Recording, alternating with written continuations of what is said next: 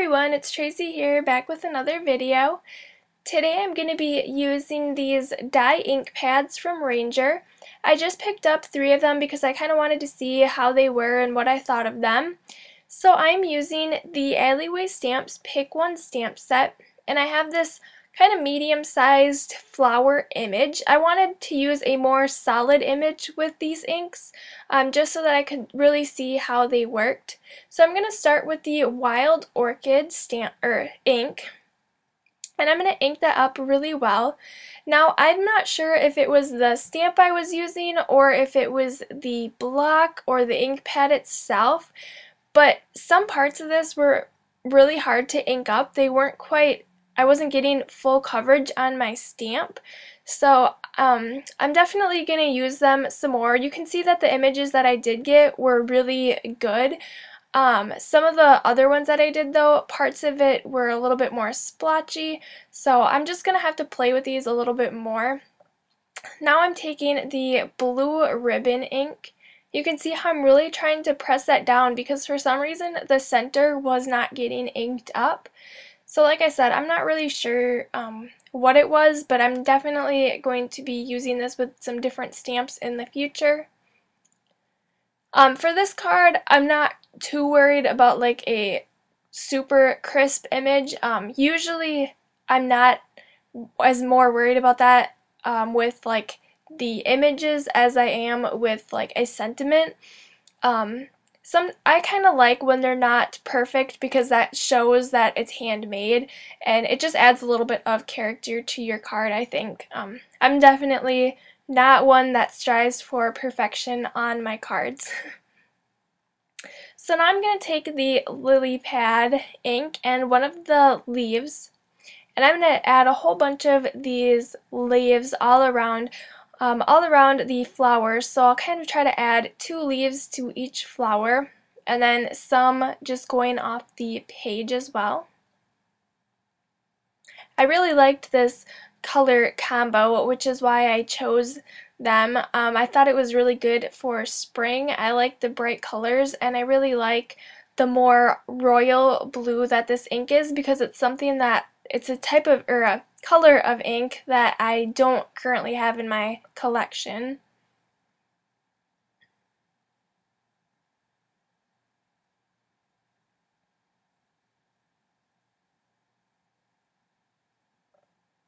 Alright, so once I got done stamping those, I'm going to take the Stitched Party Banner die from Lawn Fawn, and I'm going to use the smaller banner.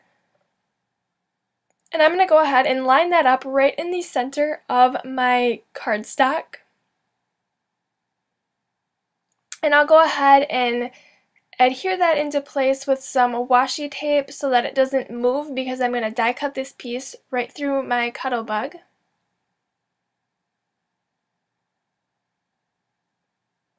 Now usually when I die cut I use one or the other, the negative or the actual die cut itself, but for this card I'm going to use both, so I'm going to kind of show you a style or technique that I used on this card.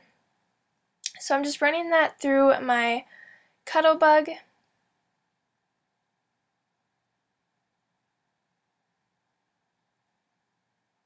Then I can go ahead and take both of those pieces out.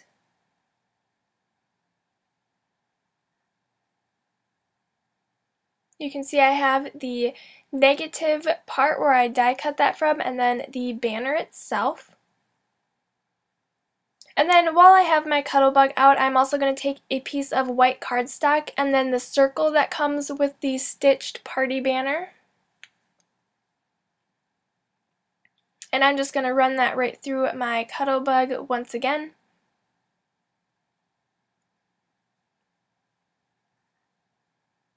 I just like to do all of my die cutting at once since then I won't have to get my Cuttlebug back out, so it's just easier for me to do it at the same time.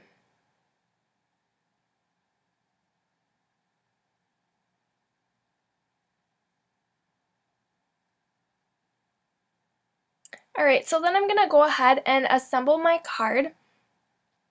So I have both of my die cuts, and then I have a piece of vellum that measures the exact same as my cardstock. It's 4 inches by 5¼ inches. So I'm just going to go ahead and adhere that negative of my banner down first on my white A2 size card base.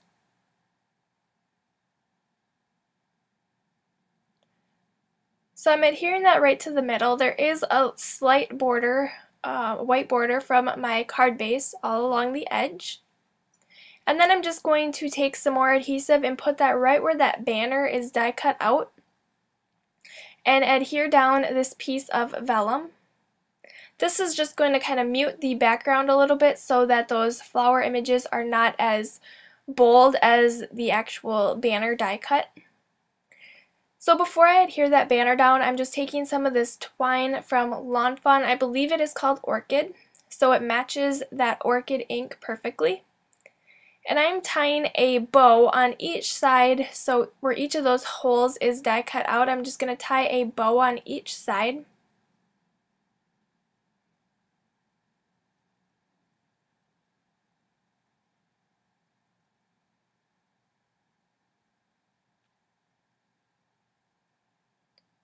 So I'll situate that bow and then trim off the excess. And then I'm going to do the exact same thing for the other side.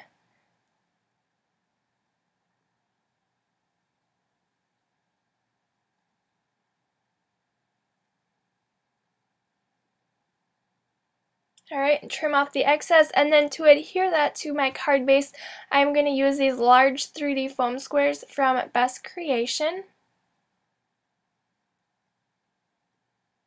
Just kind of placing those along the edge and then a few in the middle. Then I'll go ahead and take the backings off from those.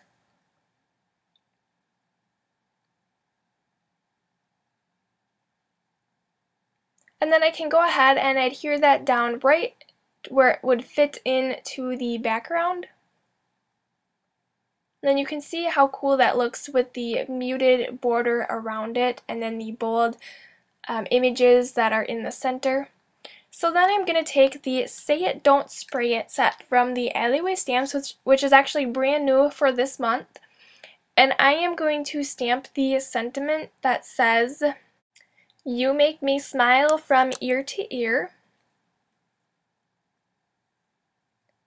So I was trying to decide because all of these sentiments are really good. I really like the style that they're in, and I like what they say.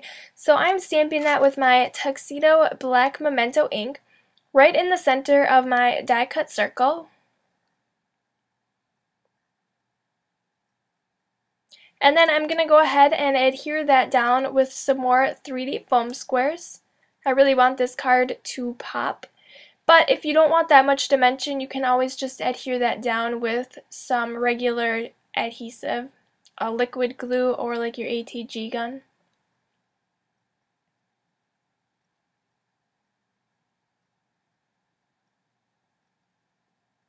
Alright, and then that is my finished card for today. So hopefully you enjoyed this tutorial. Give it a thumbs up if you did. And if you're not a subscriber, go ahead and subscribe to my channel for all of my latest videos. And I will see you guys here next time. Bye!